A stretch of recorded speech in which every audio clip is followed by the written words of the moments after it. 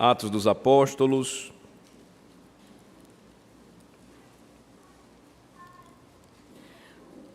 capítulo 19, a partir do versículo de número 21. Peço aos irmãos que acompanhem a leitura até o final do capítulo 19, versículo 41. O que vimos antes, na chegada de Paulo em Éfeso, a cidade de Éfeso, uma cidade muito importante para a Ásia naquele tempo e muito importante também para o Império Romano. Não somente era um centro intelectual, mas também comercial e religioso naquela época, de grande desenvolvimento e difusão da fé pagã, ou seja, da prática politeísta, da crença de que vários deuses habitavam o famoso Olimpo, e cada um desses deuses tinha uma função específica. Em Éfeso nós tínhamos, então, uma deusa bastante conhecida naquele tempo, uma deusa grega e também romana, chamada Diana, ou Artemis. Lá em Éfeso foi construída uma das 7 maravilhas do mundo antigo, o templo à deusa Artemis. E justamente de lá difundia-se então toda a religião baseada no culto a esta deusa grega. Paulo então chega lá e, à semelhança das outras etapas de suas viagens missionárias, lembremos, ele está aqui em sua terceira viagem missionária. A mensagem do cristianismo, mais uma vez, é proclamada, e é importante dizer isto. Em um tempo de muita pluralidade de ideias, pluralidade religiosa, a fé cristã, ela sempre foi exclusivista. Ou seja, Paulo chega e também em Éfeso, à semelhança do que fez em Atenas, ele encontra aquilo que estava sendo praticado pelos homens, a religião desenvolvida lá, e ele vai afirmar: existe só um Deus, Criador dos céus e da terra, existe só um Senhor, o seu nome é Jesus Cristo. Com certeza, à medida em que o Evangelho é pregado dessa forma, as reações elas sempre surgem de aceitação, mas também de contradição. A aceitação através daqueles que, tocados pela mensagem, creem na pregação do Evangelho e recebem a Cristo como seu Senhor e Salvador, rejeitando tudo aquilo que é falso. A contradição provocando então perseguição pela rejeição desta mensagem, e então, mais uma vez, o apóstolo e os seus companheiros de viagem correndo sérios riscos, não somente de serem presos ou enxotados ou de apanharem, mas risco de vida. Então, o que é que nós temos aqui? Na continuação, nós vamos perceber que quanto mais seguimos as pegadas do apóstolo Paulo em suas viagens missionárias, à medida em que estudamos o livro de Atos, nós enxergamos não somente a aceitação, a pregação do Evangelho, mas aquilo que nós ainda hoje notamos no século XXI. Eu tenho lembrado aos irmãos constantemente, os séculos 20 e 21 foram marcados pela maior perseguição à fé cristã de todos os tempos.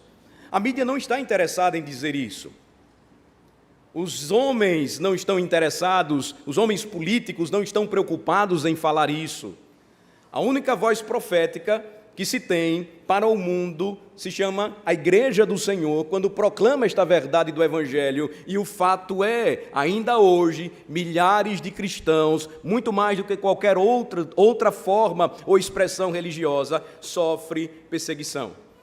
Por exemplo, pensemos no Brasil. Se diz que a fé cristã aqui não sofre ataques ou perseguições. De certo modo, sim. E nós vamos então ouvir que as minorias religiosas elas sofrem perseguição. De certo modo, isso pode também acontecer. Mas analisando de uma forma mais ampla, não há nenhuma outra religião hoje, atualmente no mundo, que sofra hostilidade, perseguição, aprisionamento, morte do que o cristianismo. O que é importante, então, quando nós olhamos Atos capítulo 19, é que a mesma verdade, ela passa a ser enxergada e nós notamos a fonte onde tudo isso começou. Nas viagens missionárias realizadas pelo apóstolo Paulo, nós vamos encontrar controvérsia, hostilidade, violência, tumulto, dissensão espalhados por toda parte. O que protegeu então Paulo e os demais apóstolos à medida em que eles pregaram o Evangelho? Vocês sabem que o único apóstolo que não experimentou o martírio ou a morte por causa do Evangelho foi o apóstolo João. O próprio apóstolo Paulo, mais à frente, teria sua cabeça cortada, arrancada pelo Império Romano. Unicamente a graça de Deus, ou a graça da providência de Deus, fez então com que o apóstolo Paulo sobrevivesse tanto tempo e pregasse por tanto tempo. Do mesmo modo como a igreja do Senhor é sustentada ainda hoje. Os jovens não sabem a respeito da história de como o cristianismo foi implantado em nossa nação, mas houve muita perseguição, principalmente no interior do Nordeste brasileiro. Então, quando nós olhamos as viagens de Paulo, percebemos como ele foi resgatado por repetidas vezes. Nós não podemos concluir ou chegar a outra definição quando lemos a Bíblia, senão intervenção divina. O Senhor enviou a Paulo e ele mesmo prometeu que iria protegê-lo e guardá-lo. Aqui nós notamos também, irmãos, que este registro do nascimento da igreja não esconderia também algo que ocorreria de forma natural.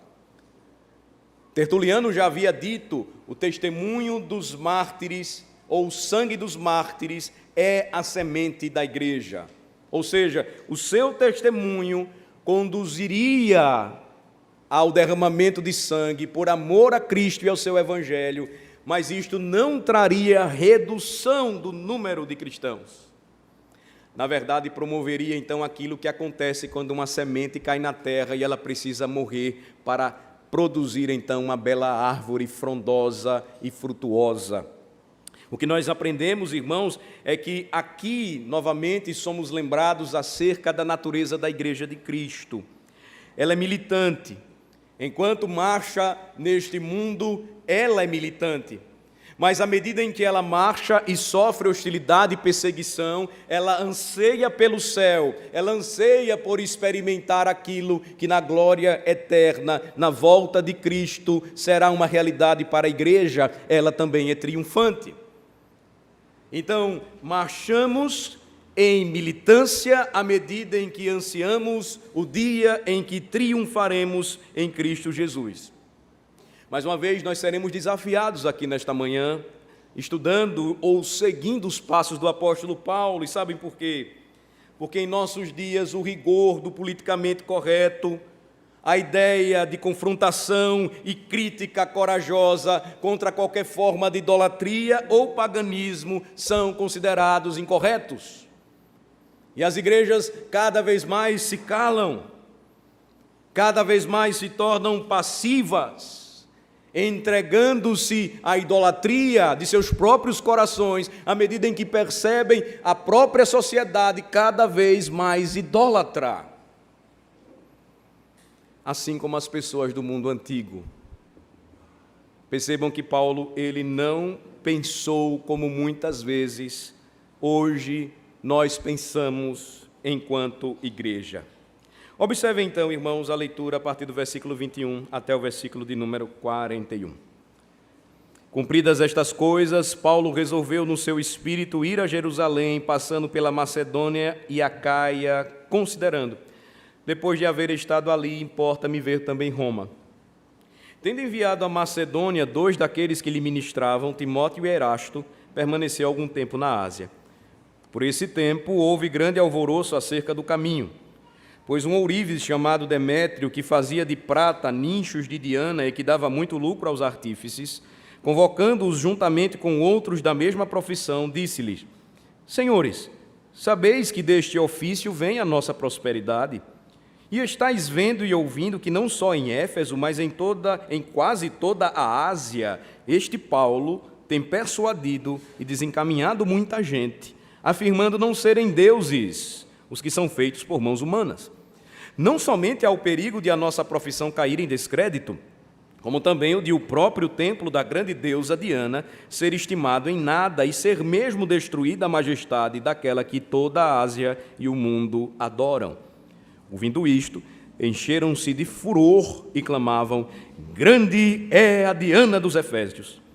Foi a cidade tomada de confusão, e todos a uma arremeteram para o teatro, arrebatando os macedônios, Gaio e Aristarco, companheiros de Paulo. Querendo este apresentar-se ao povo, não lhe permitiram os discípulos. Também as iarcas, que eram amigos de Paulo, mandaram rogar-lhe que não se arriscasse indo ao teatro. Uns, pois, gritavam de uma forma, outros de outra, porque a assembleia caíra em confusão. E, na sua maior parte, nem sabiam por que motivo estavam reunidos. Então tiraram Alexandre dentre a multidão, impelindo os judeus para a frente. Este, acenando com a mão, queria falar ao povo. Quando, porém, reconheceram que ele era judeu, todos, a uma voz, gritaram por espaço de quase 2 horas: grande é a Diana dos Efésios. O escrivão da cidade, tendo apaziguado o povo, disse: senhores efésios, quem porventura não sabe que a cidade de Éfeso é a guardiã do templo da grande Diana e da imagem que caiu de Júpiter? Ora, não podendo isto ser contraditado, convém que vos mantenhais calmos e nada façais precipitadamente. Porque estes homens que aqui trouxestes não são sacrílegos, nem blasfemam contra a nossa deusa. Portanto, se Demétrio e os artífices que o acompanham têm alguma queixa contra alguém, há audiências e procônsules que se acusem uns aos outros. Mas, se alguma outra coisa pleiteais, será decidida em assembleia regular, porque também corremos perigo de que, por hoje, sejamos acusados de sedição, não havendo motivo algum que possamos alegar para justificar este ajuntamento. E, havendo dito isto, dissolveu a assembleia.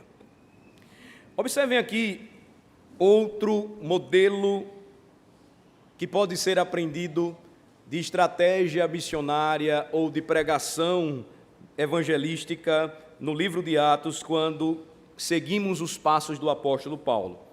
Notem, quando Paulo pregava o evangelho, vocês acompanharam novamente comigo a leitura, um conflito surgia. Sempre que ele pregava, isso acontecia. A confrontação entre a verdade de Cristo e uma falsa idolatria. Quando nós lemos, por exemplo, a grande obra, a obra magna escrita pelo reformador genebrino João Calvino, a instituição da religião cristã, conhecida também por institutas da religião cristã, João Calvino vai dizer claramente que a idolatria é um problema enraizado no coração e na alma do homem. Ele definiu como fabrico idolarum, ou seja, uma fábrica de ídolos.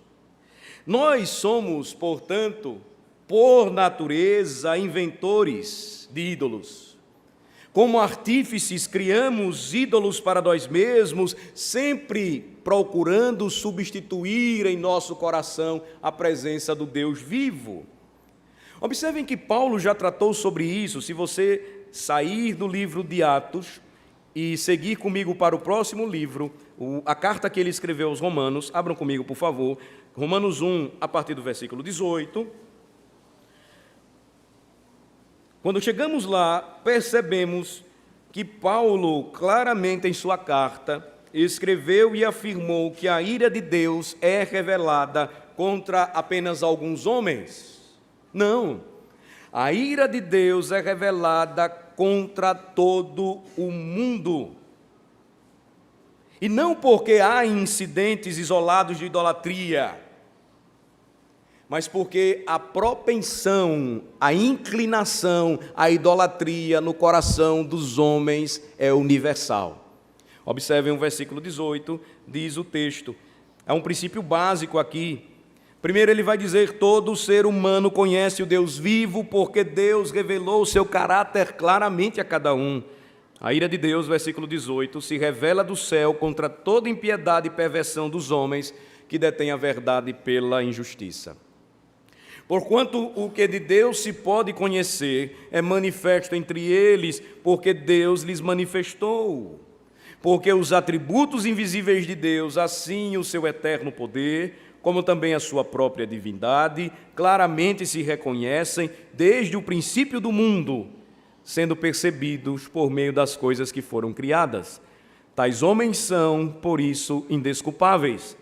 Porquanto, tendo conhecimento de Deus, não o glorificaram como Deus, nem lhe deram graças, antes se tornaram nulos em seus próprios raciocínios, obscurecendo-lhes o coração insensato, inculcando-se por sábios, tornaram-se loucos, e mudaram a glória do Deus incorruptível, em semelhança da imagem de homem corruptível, bem como de aves, quadrúpedes e répteis. Observem que toda pessoa, por natureza, embora tenha em seu coração a revelação dada pelo Deus vivo, de seu caráter santo, de que Ele é o Criador de todas as coisas, toda pessoa, indistintamente, por natureza, reprime esse conhecimento do Deus verdadeiro e o troca por uma mentira, criando ídolos como substitutos para o Deus que o criou. Esta é uma clara verdade ensinada na Escritura. E a Escritura ainda, irmãos, vai além, nos ensinando que esta tendência não termina com a conversão. Uma vez convertidos, ainda somos chamados à santificação. A obra da graça de Deus continua a ser trabalhada em nós, de modo que precisamos lutar diariamente contra um forte impulso dentro de nós de trocar a Deus pelos ídolos do nosso coração, por algo mais palatável para nós, por algo que nos agrade mais. A verdade é que hoje não fabricamos mais ídolos de pedras, alguns fabricam, mas o tempo em que nós vivemos se mostra que os homens hoje fabricam muito mais ídolos baseados em suas próprias ideias, fabricados a partir de suas próprias ideias. E aqui, irmãos, provavelmente, podem voltar comigo, por favor, para Atos 19, não havia nenhum lugar no mundo antigo onde esse conflito com a idolatria fosse mais acentuado do que em Éfeso. Deixe-me falar um pouco mais novamente sobre Éfeso. Eu já disse a vocês que lá estava o templo de Diana, uma das 7 maravilhas do mundo antigo. É importante destacar que era 4 vezes maior do que o Paternon em Atenas, que vocês já viram comigo. 127 colunas formavam aquela extraordinária construção. Cada coluna tinha 18 metros de altura. As paredes do templo de Diana ou de Ártemis foram adornadas pelo Miguel Ângelo da época, o chamado Praxíteles, famoso escultor. Então era uma obra portentosa. A seita daquela época, portanto, a seita religiosa, focava os seus olhos em Diana ou Ártemis, que era uma das maiores religiões da época, em todo o mundo. Aquele homem, o escrivão da cidade, se levanta, vocês viram na leitura, para destacar isso. E o que Diana representava? Ela era conhecida como a deusa da fertilidade e a deusa da caça.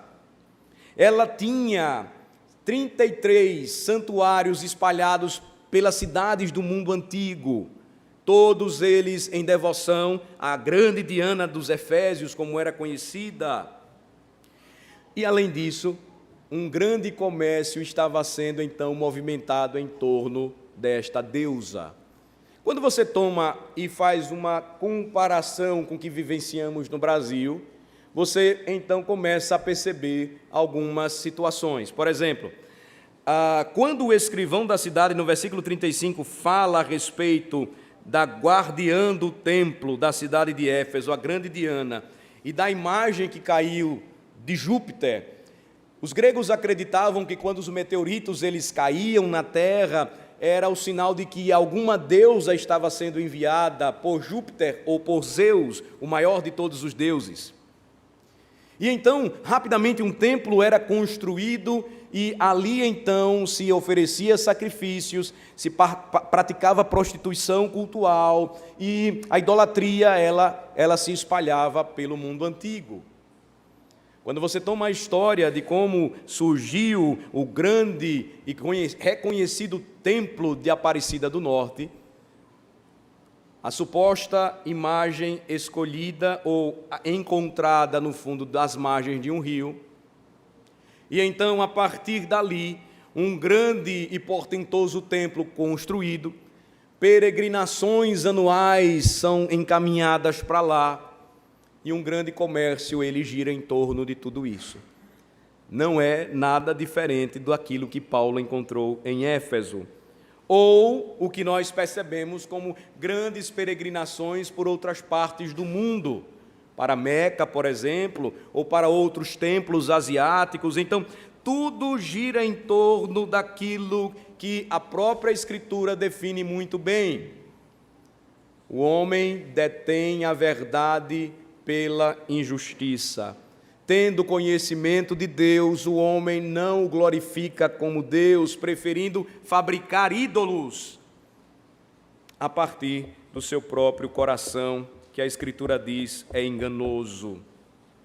A pergunta que nós precisamos fazer é a seguinte: como é que o conflito surgiu então na cidade de Éfeso? Porque claramente, versículo 35 vai dizer que o escrivão da cidade, ele tomou a palavra em defesa do apóstolo, afirmando que aqueles homens, no versículo 37, não cometeram sacrilégio. Ele vai afirmar ainda que eles nem blasfemaram contra a deusa deles, Diana dos Efésios. A pergunta então é: como é que o conflito surgiu? Onde é que tudo começou? Quando o apóstolo Paulo passou a pregar a singularidade de Cristo. Notem, irmãos, nós não precisamos de muita coisa. E aí é onde está a grande questão. Eu lembro que, anos atrás, um falso pregador, um falso televangelista, ele zombou da religião católico-romana, chutando a imagem da Aparecida, conhecida como a Nossa Senhora Aparecida para os católicos romanos. Os mais antigos lembram disso. Isso provocou um grande rebuliço. Este homem teve que ser mandado para outro continente, porque o que ele fez foi terrível. Mas a questão é, se o mundo for honesto, ele não vai encontrar cerimônias culticas em igrejas protestantes, onde a gente relaciona aqui uma série de imagens e começamos a quebrá-las. Nós podemos encontrar isso em situações pontuais, antigas e passadas, ou no radicalismo do Estado Islâmico na defesa da sua jihad, destruindo até monumentos históricos antigos. A questão é, quando é que o conflito surge? Quando nós olhamos para o que Paulo fez, a apresentação da mensagem do Evangelho, e é o que falta hoje em nossos dias, ele simplesmente anunciou a singularidade de Cristo. Ele apenas pregou a Cristo e este crucificado, e isso já é razão suficiente para que haja então um conflito. Ele pregou, assim como em Atenas, Deus não é feito por mãos humanas, Deus não é feito de madeira ou de pedra. Não podemos reduzir a Deus, o nosso Senhor, naquilo que Ele nos deu, para que nós, de forma criativa, refletíssemos a sua glória quando criássemos ou fizéssemos arte. O problema não é esse, o problema é quando nós fazemos arte e atribuímos a ela a expressão religiosa, afirmamos que ela é o nosso Deus, e Deus não é madeira, pau, pedra, ouro, coisa alguma. Ele é Espírito, vivo, poderoso. E aí então vem o fechamento da mensagem. Ele se revelou ao homem quando o Verbo se fez carne. Eis a singularidade de Cristo. O que Paulo fez em Éfeso, no meio dos Efésios, ele começou a pregar a singularidade de Cristo. Ele começou a fazer isso com clareza, com precisão e com ousadia. E então, em meio à pregação do Evangelho, uma pessoa ficou extremamente aborrecida com a mensagem. Seu nome, Demétrio. Observem. Um ourives chamado Demétrio, versículo 24, se aborreceu pela grande agitação que houve acerca do caminho.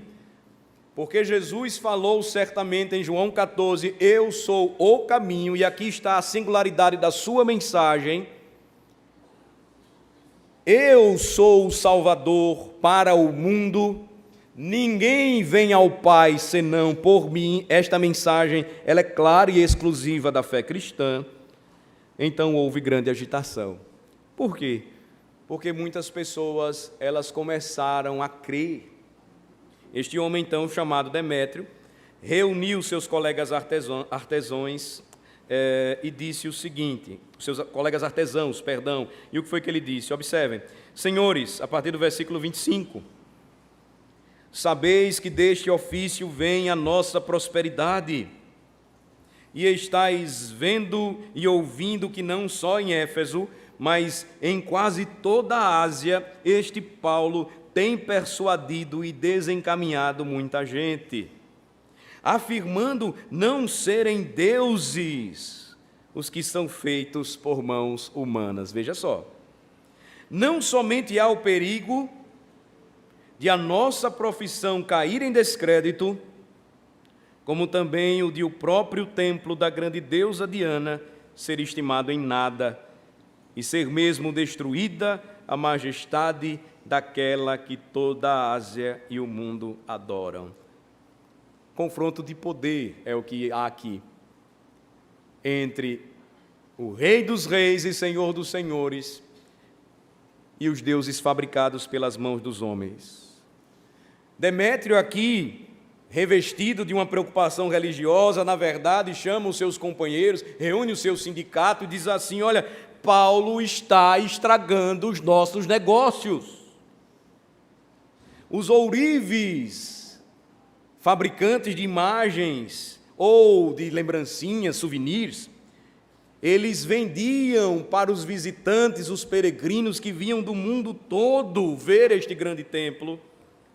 E fora do templo eles tinham cabines ou barracas para vender tudo aquilo relacionado com a grande Diana. Demétrio estava preocupado com o prejuízo que iria sofrer. Eles iriam perder dinheiro. A reputação magnífica que Diana desfrutava por todo o mundo, Demétrio começou a perceber, estava sob ameaça. Demétrio e seus companheiros se consideravam os guardiões do templo dessa grande deusa, como disse a vocês, de acordo com o versículo de número 35, que supostamente caiu dos céus pelas mãos de Júpiter. E eles agora precisavam fazer alguma coisa. Observem então que quando as pessoas ouvem as palavras de Demétrio, o versículo 28 diz que eles se encheram de furor e clamavam, grande é a Diana dos Efésios. No mundo antigo era comum orar e oferecer louvor em honra a uma divindade através de cânticos repetitivos. Lembre-se do sermão de Jesus, o famoso sermão do monte, quando ele ensinou os discípulos a orar. Ele disse que nós não deveríamos orar tomando as vãs repetições. Era uma prática dos povos pagãos. Grande é a Diana dos Efésios, grande é a Diana dos Efésios, grande é a Diana dos Efésios. Eles repetiram isso apenas aqui nesse contexto por quase 2 horas. Deus nos criou de forma racional, inteligente, sendo Ele um criador e designer inteligente, nos fez a sua imagem e semelhança, de modo que qualquer forma de adoração que não seja inteligível e que sempre seja direcionada a Ele de forma correta e inteligente, não pode ser aceita. Ele trabalha o nosso coração e esse coração é movido mediante as palavras que aprendemos e recebemos dele, e elas então são devolvidas em humilde devoção quando nós apresentamos ao Senhor culto. Ele nos fez para isso, Ele nos criou para isso. Essa é a razão maior por que nós fomos criados. Então, dentro do teatro, a multidão foi tomada de confusão, ela estava em êxtase, um frenesi, trazido por uma fúria, por conta daquilo que Demétrio então incitou no coração do povo. E aí, observem que, tomada de grande confusão, versículo 19, a cidade, então, seguiu para o teatro, arrebatou os macedônios companheiros de Paulo, chamados Gaio e Aristarco. Paulo, querendo se apresentar ao povo, os discípulos não permitiram. Outros também disseram a ele, versículo 31, por favor, não se arrisque indo ao teatro. E então, em meio à confusão, quando eles perceberam que aqueles que estavam à frente eram judeus, vejam o versículo de número 33, eles, por um espaço de quase 2 horas, versículo 34, gritaram, grande é a Diana dos Efésios. O que nos chama a atenção aqui, e eis a razão por que, meus amados irmãos, eu repito, a pregação do Evangelho precisa ser clara, real, precisa ser central em Cristo, não pode haver mistura ou confusão. Observem que em meio àquela incitação à violência contra o apóstolo Paulo e os seus companheiros de missão, o versículo de número 32 nos lembra que, enquanto eles gritavam de uma forma, outros gritavam de outra, e aqui nos chama a atenção que a assembleia caiu em grande confusão. E na sua maior parte, observem, nem sabiam por que motivo estavam reunidos. É verdade, de fato, a acusação que muitas vezes o mundo faz contra o movimento evangélico brasileiro.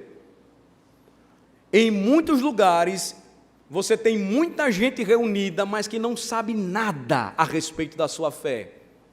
São apenas papagaios e repetem aquilo que os falsos pregadores falam ou dizem.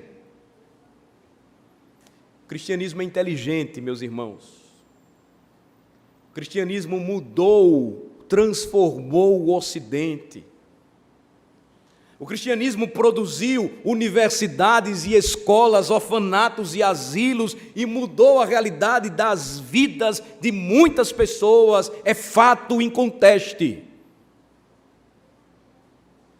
Mas onde a ignorância tomou conta do cristianismo, houve então perseguição e morte, houve na história a triste e famosa Santa Inquisição.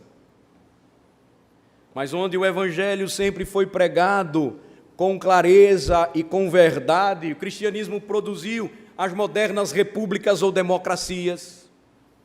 O cristianismo trouxe liberdade religiosa e de expressão, tudo isso conquistas a partir da proclamação da verdade, agora sempre sem negociar aquilo que nunca esteve na mesa de negociação.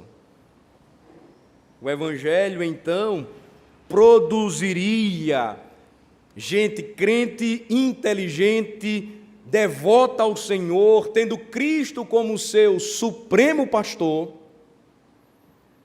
a serviço de Deus primeiramente, e como Ele mandou, a serviço do próximo.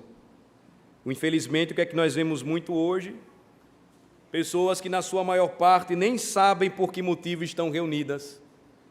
Lembrem-se, a Escritura diz que você e eu, nós precisamos estar prontos para dar razão para o mundo da esperança que há em nós.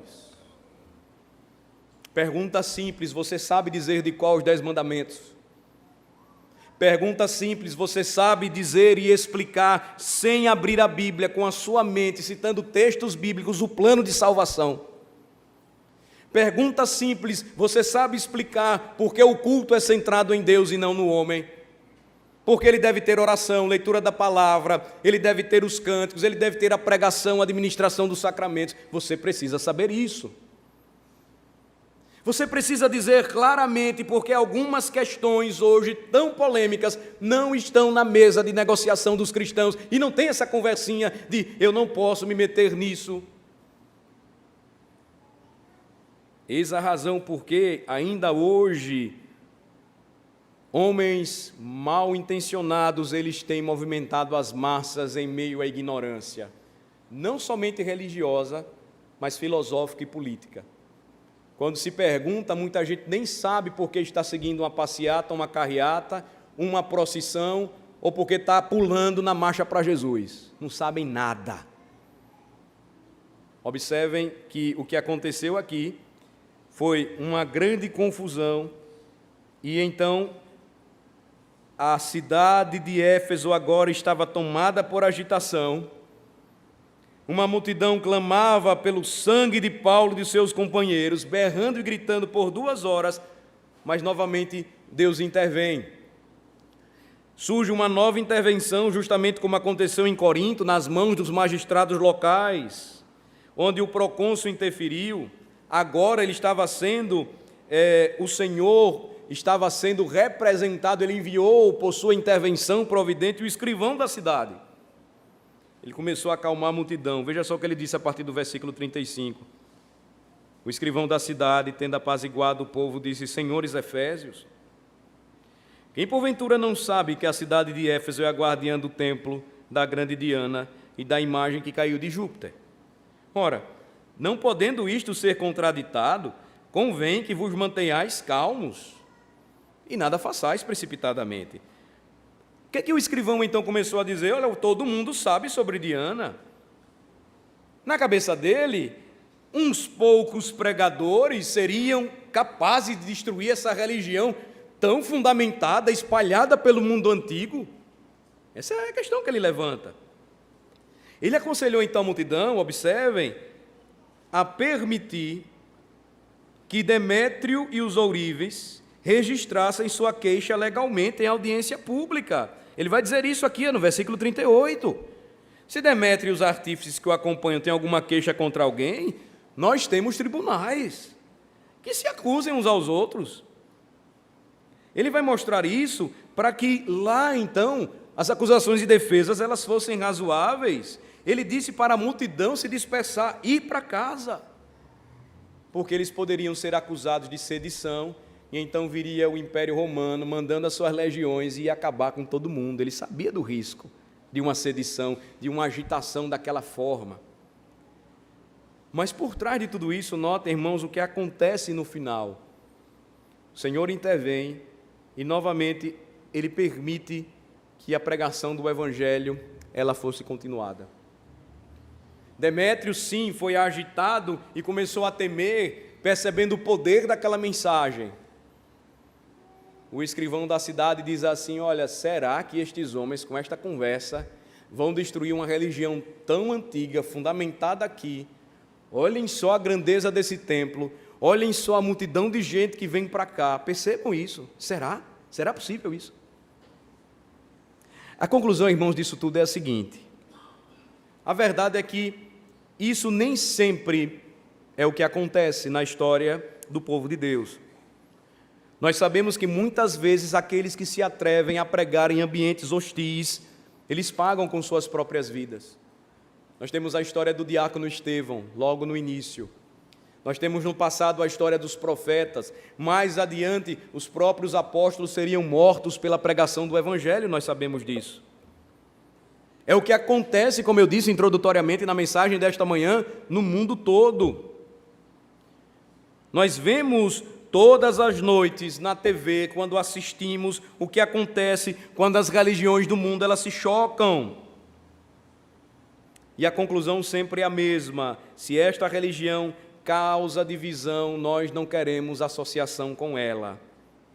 Às vezes nós dizemos assim: o meu Senhor Jesus é o príncipe da paz.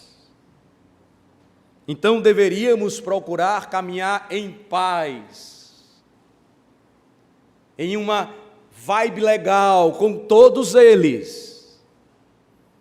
Mas nós nos esquecemos de que o Senhor Jesus Cristo, em Mateus capítulo 10, versículo 34, ele disse o seguinte: abram comigo, por favor. Mateus 10, versículo 34.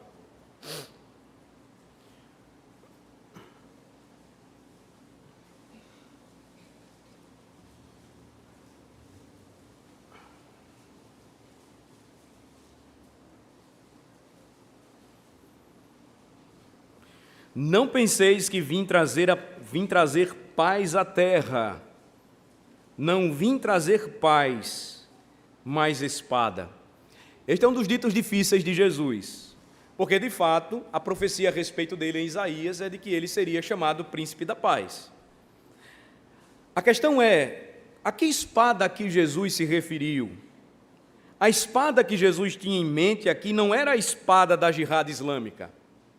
Muita gente tenta negar isso, mas o Corão claramente define que os incrédulos, eles deverão ser convertidos e, se recusarem, eles deverão ser mortos. Por mais que se tente afirmar que esta não é a verdade, é uma verdade clara. E a pergunta é, Jesus ensinou a mesma coisa? O que foi que Jesus disse? Que tipo de espada era essa? Observem o versículo 35. Pois vim causar divisão entre o homem e seu pai, entre a filha e sua mãe, e entre a nora e sua sogra. Nas palavras de Jesus, o que está em risco com relação ao cristianismo não é a religião, mas é a vida humana. A vida humana, como ela é definida pelo Criador da vida humana. A espada aqui é uma imagem que ele usa para dizer: eu vim trazer separação, divisão. O que está em jogo aqui é a verdade enraizada e fundamentada no próprio caráter de Deus, pelo qual vale a pena morrer se nós sofrermos oposição. Esta é a questão. Ou será que você, por ser cristão, nunca enfrentou uma situação onde você teve que se posicionar? Mesmo por alguém que você ama muito, mas que Jesus disse no Evangelho de Lucas: se você ama mais a seu pai ou a sua mãe, ao seu cônjuge, ao seu irmão, mais do que a mim, você não é digno de mim. É o momento onde nós somos desafiados quanto a definir de fato quem nós somos, não obstante aquilo que muitas vezes o mundo tenta forçar contra nós. E ele diz assim: mas a religião cristã, ela não prega a paz? Sim, eu nunca vi aqui, pelo menos do tempo que sou pastor, e os pastores mais antigos também podem afirmar, eu nunca vi aqui acusações de que cristãos saíram pelas ruas às noites para espancar homossexuais ou travestis. Eu tenho aqui um trabalho que muita gente não sabe, de irmãos que saem aí pela noite levando pão, levando comida e, acima de tudo, o evangelho para estas pessoas, porque o Senhor não faz distinção. Onde está a diferença? Onde existe o limite? Quando nós chegamos e dizemos assim: nós levamos a você a mesma mensagem que todos nós precisamos. Porque o que está em jogo aqui é a verdade, enraizada e fundamentada no caráter de Deus. E não haverá paz para a sua alma se você caminhar em desobediência contra o Senhor Jesus. Observe, irmãos, que esta é a questão. O mundo vai dizer: nós somos homofóbicos. Mas vai nos acusar de homofobia justamente porque nós vamos afirmar aquilo que está enraizado no caráter de Deus quando nos criou homem e mulher, macho e fêmea. Essa é a construção da sociedade, de uma sociedade baseada nos princípios estabelecidos pelo próprio Criador. Observem, meus irmãos, que nós afirmamos amar a paz, afirmamos amar os direitos das pessoas, mas como é que isso será sustentado no dia do juízo? Às vezes a gente não pensa sobre isso. Somos omissos e permitimos, por exemplo, que milhões de bebês por nascer sejam destruídos nos úteros de suas mães em nome da liberdade e escolha pessoal. Por que nós não estamos sendo mortos por lutarmos contra isso? É isso que está em jogo. Essa é a pergunta que o Senhor nos fará no dia do juízo. A nenhuma mulher foi concedido o direito por Deus de fazer o que está errado. E a nenhum ser humano jamais foi dado por Deus o direito de assassinar outro ser humano. Essa é a verdade.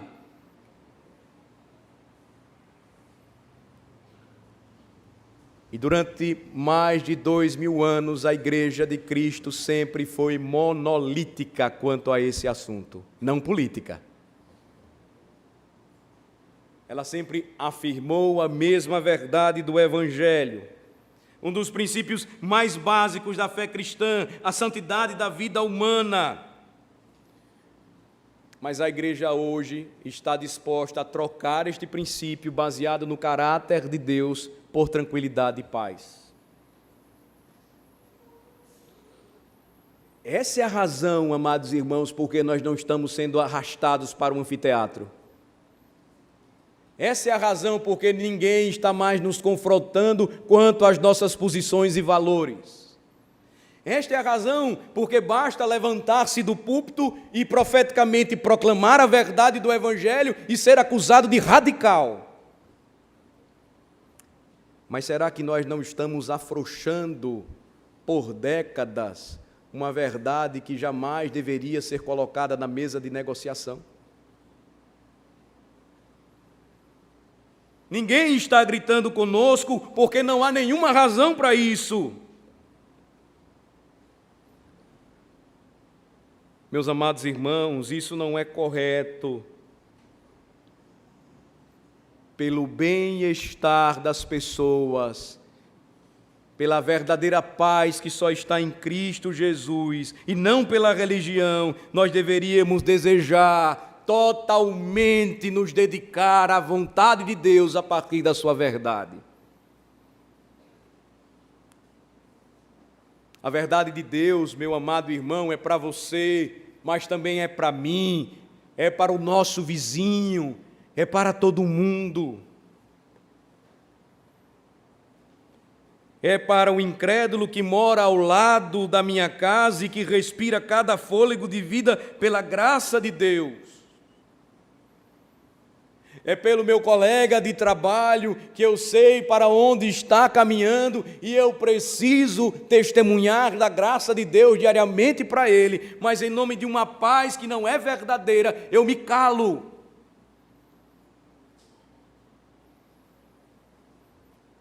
Quando a santidade de Deus é denegrida, meu amado irmão, a santidade do homem também é. Nós estamos vivendo tempos difíceis, onde é necessária uma posição da nossa parte como cristãos. E muitas vezes o mundo vai dizer, isso é falta de amor. Mas em contrapartida, o que eles falam ou dizem ao nosso respeito é amor. A maneira como nos acusam é amor. É importante fugirmos de qualquer forma estranha de apresentação do Evangelho e, com clareza, dizer o que o Evangelho de Jesus ensina. Nós não estamos vivendo apenas em uma era pós-cristã, meus irmãos, nós estamos vivendo em uma era neopagã. Essa é a verdade. Nós estamos vivendo também em uma cultura neobárbara. Ela é tão bárbara quanto era na Ásia Menor, quando Paulo, na época, levou a pregação do Evangelho e muita gente experimentou vida. Os abortos, eles eram tão comuns em Roma como são hoje.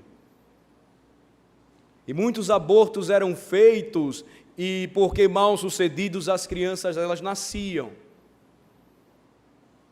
As mulheres romanas, então, pegavam aquelas crianças, bebezinhos, assim como você vê na TV, às vezes, correndo pelo esgoto da cidade ou jogado no meio de uma rua, elas jogavam nas lixeiras romanas.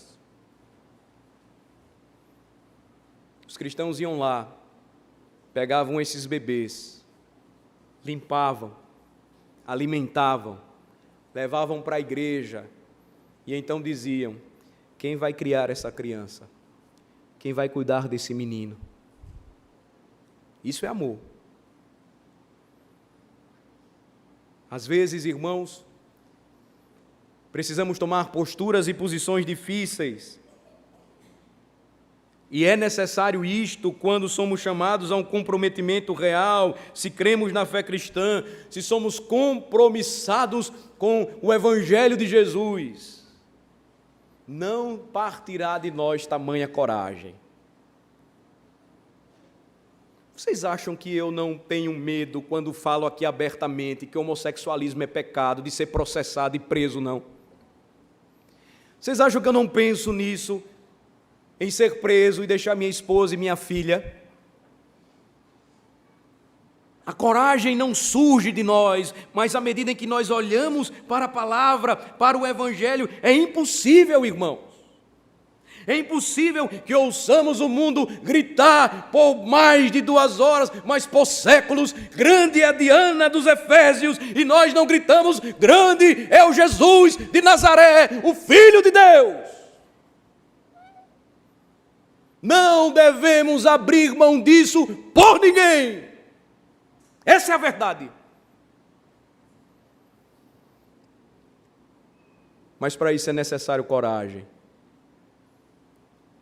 Essa coragem não vem de nós. Nós temos medo de perder aquilo que mais amamos. Mas eu encerro com as palavras de Jesus. Onde está o teu tesouro, aí estará também o teu coração. Ó Senhor, tem misericórdia de nós e perdoa os nossos pecados, por nossa incredulidade, falta de fé, a maneira, Senhor, como temos afrouxado as nossas convicções. E então a nossa dedicação à verdade pelo bem-estar das pessoas tem sido trocado por uma falsa ideia de uma religião de paz que não se baseia na mensagem do Evangelho. Arrependa-se e creia no Evangelho. Arrependa-se e creia em Jesus como seu Senhor e Salvador. Mude de vida. Ó Senhor, faz-nos enxergar que este Evangelho maravilhoso não é somente para nós, mas deve ser testemunhado para o mundo. Aquilo que estamos vendo e nos calamos, o Senhor vai cobrar de nós e vai nos perguntar por que fomos omissos. Por que não agimos? Por que não confiamos no Senhor? Ó Senhor, tem compaixão de nós. E que entendamos que esta verdade não foi somente dada para a gente, mas também para aqueles que estão ao nosso lado. É o que faz o homem verdadeiramente livre e nos move novamente a orar de forma urgente para que a igreja brasileira, sendo liberta de qualquer forma de superstição e de idolatria, ela esteja centrada somente em Cristo, em sua cruz e em seu poderoso e gracioso Evangelho. Ó Senhor, abençoa a tua igreja, tem misericórdia de nós, em nome de Jesus. Amém.